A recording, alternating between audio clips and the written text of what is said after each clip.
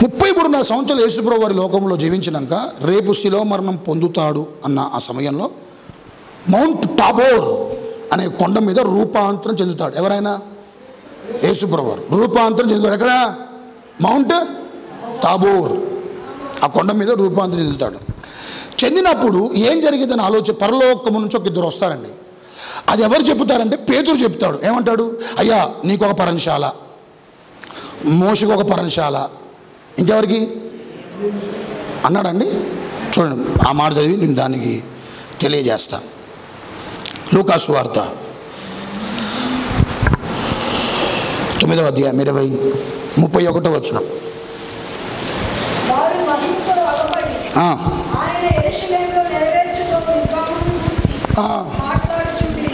చాలండి.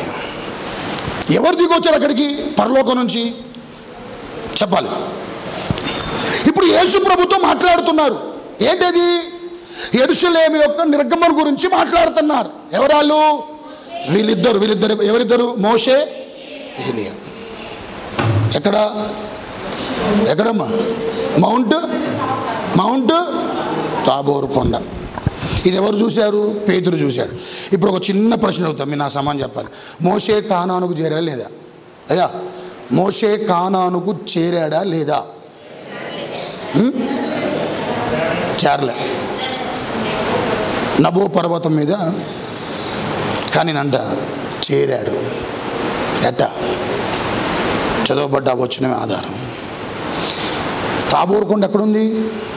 కానాను దేశంలో ఒక ప్రాంతం, యెరూషలేము దగ్గర ఉంటుంది. ఇప్పుడు పరలోకం నుంచి మోషే దిగొచ్చిందంటే యాడికి వచ్చినట్టు అర్థం. మీకు అర్థమవుతుంది? మాకు 40 సంవత్సరాలు ఇశ్రాయేలు ప్రజలు నడిపిస్తున్నప్పుడు బోలే కానానికి. కానీ యేసుప్రభు వారు ఈ భూమి మీద వచ్చినప్పుడు రేపు ఆయన శిలువ మరణం ఏమవుతాడని, మరణిస్తాడని ఆ ఒక్క రోజు ముందు మోషే యాడికొచ్చాడు చెప్పాలమ్మా. అది ఎక్కడుంది? కానాన్లో ఉంది. ఏది అంటే మోషే యాడికొచ్చినట్టు ఇప్పుడు లెక్క ప్రకారం అక్కడ చూడలే, ఇక్కడ దేవుడు చూపించాడు. దేవుడు ఆశ ఖచ్చితంగా నెరవేర్చాడండి. ఆశ కొంచెం లేట్ అయినా పర్వాలే. ఏనండి ఎంత ఆశపడ్డాడు. అయ్యమ్మ ఏమన్నా చెప్పండి. అయ్యా వీళ్ళందరినీ ఇక్కడ ఒక్క నిమిషం ఆ కొండెక్కి ఒక్కసారి ఏంటిది ఆ పాలు తేనెలు ప్రవహించే దేశం ఒక్కసారి అడుగుపెట్టి వస్తా అంటే నో మోషే సారీ అని చెప్పని దేవుడు తీసేసుకున్నాడు. కానీ అతని ఆశను అట్నే మిగిల్చేశాడు. మరలా కొత్త నిబంధనలు యేసుప్రభు వారు ఉన్న కాలంలో స్వయంగా పరలోకం నుంచి వచ్చి ఆ ఒక్క కోరిక కూడా ఏమైపోయింది. దేవుడు ఏం చేస్తాడండి? నీకేమర్థమవుతుంది? మీకేమర్థమవుతుంది చెప్పండి. ఏం చేస్తాడు ఆయన? జోసఫ్ ఏమర్థమవుతుంది?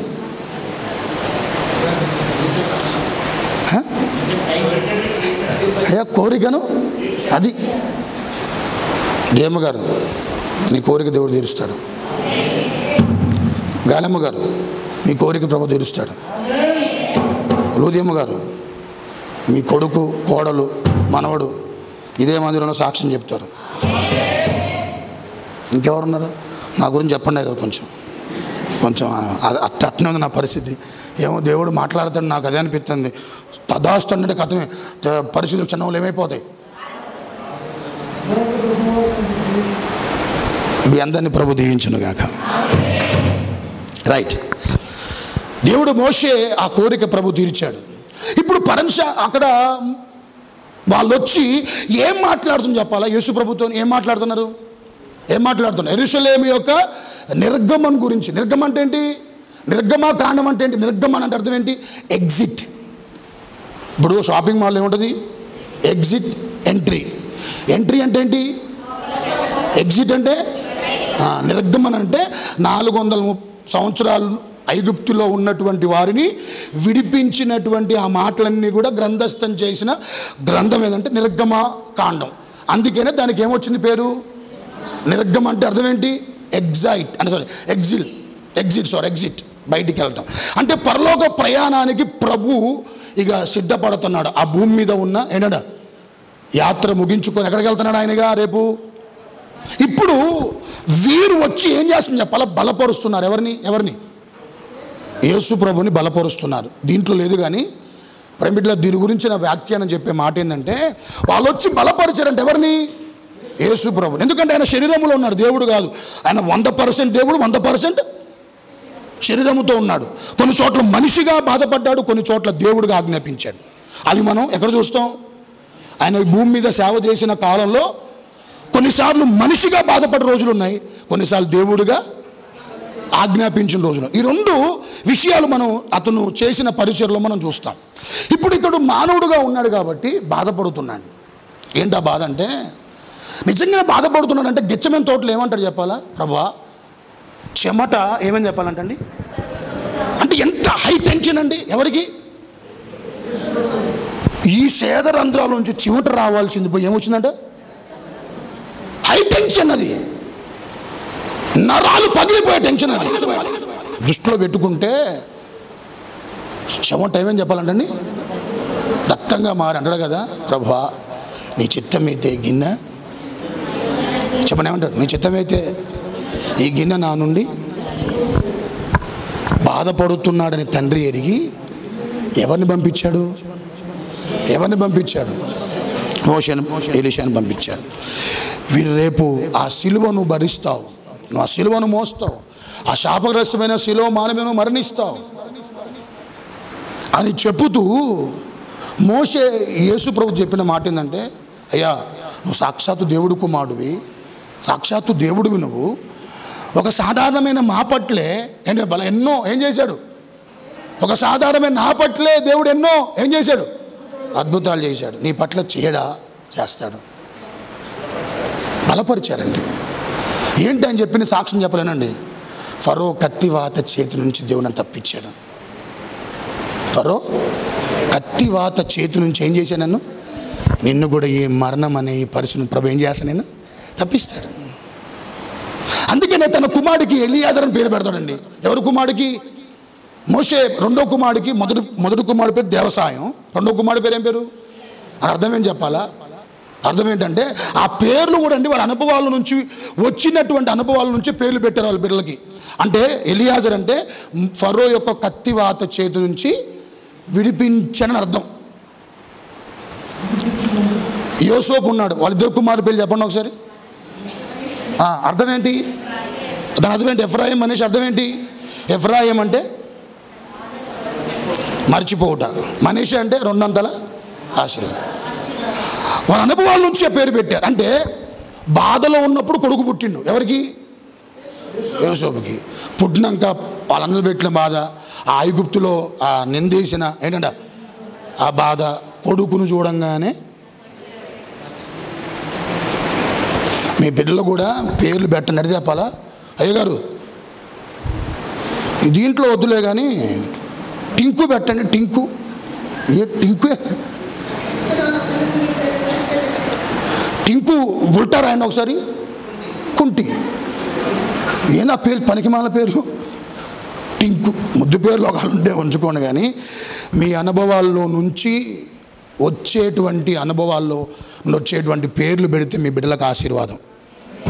ఆమెన్ చెప్పండి ఒకసారి. ఇంకొంచెం బిగ్గరగా హల్లెలూయా. అయిపోయింది, ముగిచ్చేస్తాను. ఇప్పుడు పక్కనున్న ఏలి ఏమంటే చెప్పాలా? ఏమని చెప్పి ఉండొచ్చు? యేసుప్రభు సరే ఆయన చెప్పాడు సాక్ష్యం బలపరచడానికి. ఇప్పుడు ఏలి ఏం చెప్పి ఉండొచ్చు? ఖచ్చితంగా ఆ స్త్రీని గుర్తు చేసుకుంటే. ఏ స్త్రీని యెజబెల్ని ఖచ్చితంగా యేసుప్రభు దగ్గర మెన్షన్. అయ్యా ఒకప్పుడు పొంగిందామా, నేను కూడా భయపడ్డా, అందుకే నేను ఒకరు దిన ప్రయాణం చేసి ఏం చేశా. అలాంటిది దేవుడు ఆమె బారిన పడకుండా ఆమెను లేకుండా చేశాడు. ఈ రోజు వరకు నేనేంటంటే సజీవంగా ఉన్నా. మా పట్ల ఇన్ని అద్భుతాలు చేసి నువ్వు సాక్షాత్ ఎవరు? నువ్వు మరణం చూడకుండా కొనిపోబడతావని నా గురించి నువ్వే చెప్పావు. యేసుప్రభు చెప్పాడు. ఎవరి గురించి?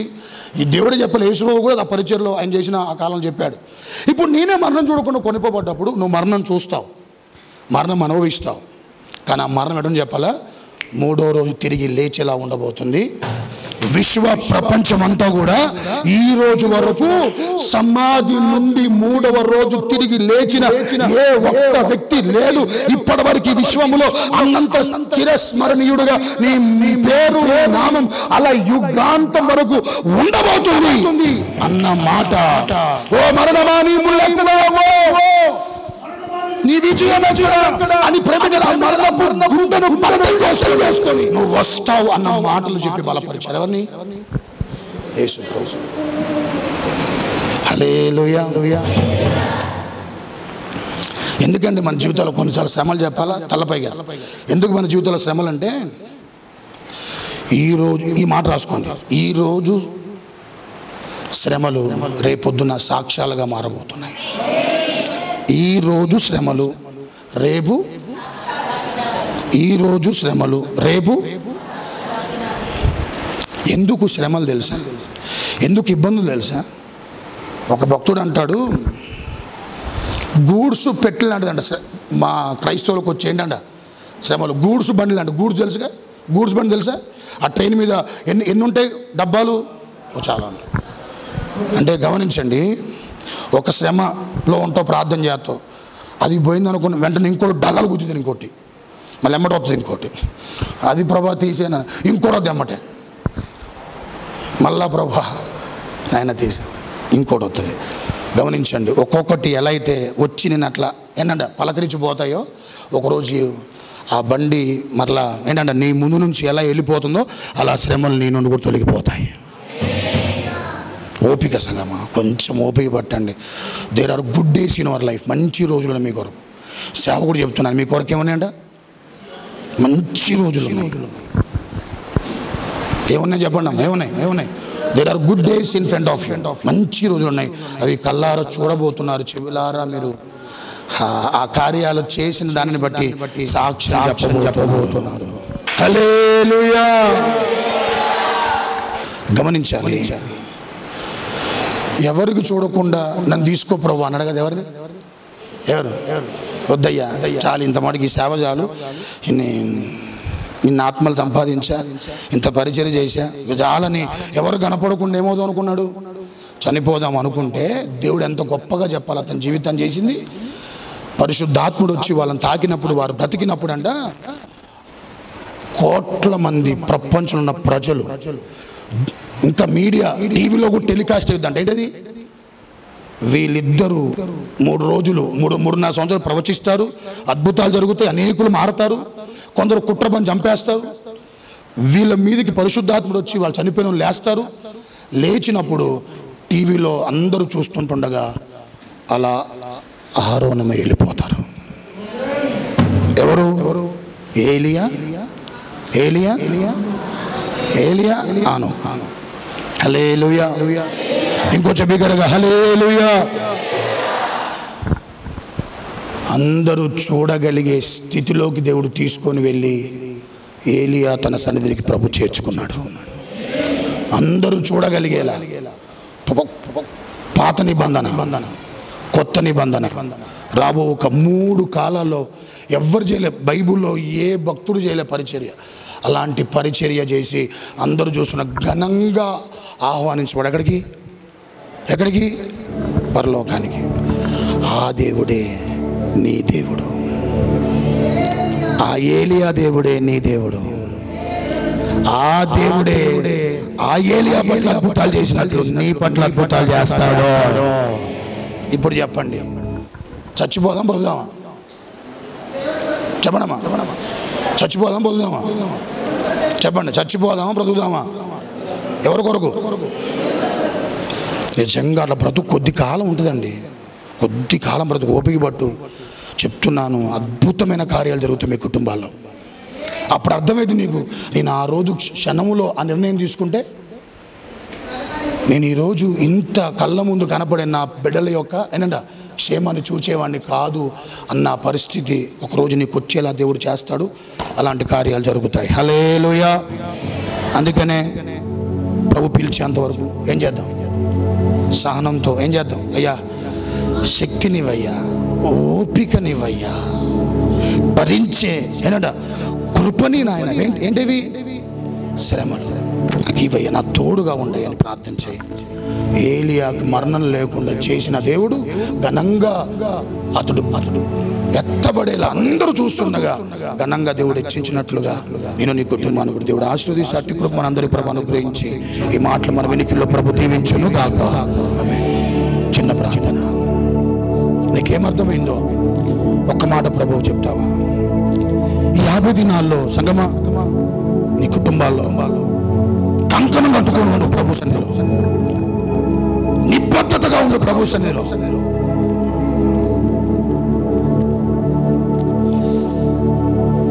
ఏ సమస్యలైతే నేను మింగేస్తా, ఏ సమస్యలైతే నీకు సావే శరణం అని అనిపించేలా చేస్తున్నాయో, ఏ రోగాలైతే మందులు వేసుకొని వేసుకొని వేసుకొని వేసుకొని విసిగిపోయి ఇక నా గొంతు అన్నంత విరక్తి కలిగే ఉంటే అది ఇంకే సమస్య అయినా సరే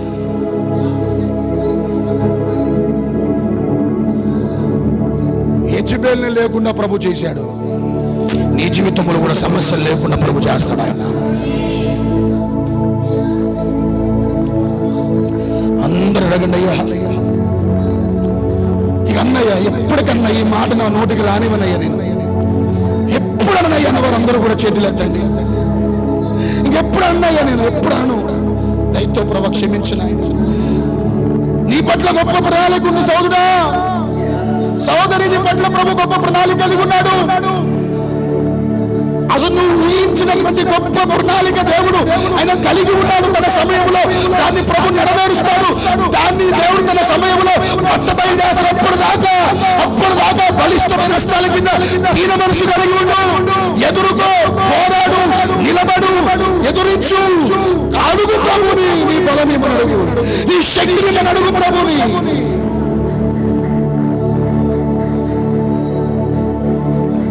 బిడ్డలు కన్నీరు గారుస్తున్నారయ్యా, నన్ను ఎవరు అర్థం చేసుకోవట్లేదు. ఎందుకు ఈ బ్రతుకు? నా పిల్లలు మారట్లేదు, ఎందుకు ఈ బ్రతుకు? నా భర్త మారట్లేదు, ఎందుకు ఈ బ్రతుకు? నా అప్పుల ఓట్లు ఎందుకు ఈ బ్రతుకు? అందరూ కనిపించుకుని ఎందుకు ఈ బ్రతుకు? ఒకవేళ రోగ నిజ అయితే ఇదే కాల్సి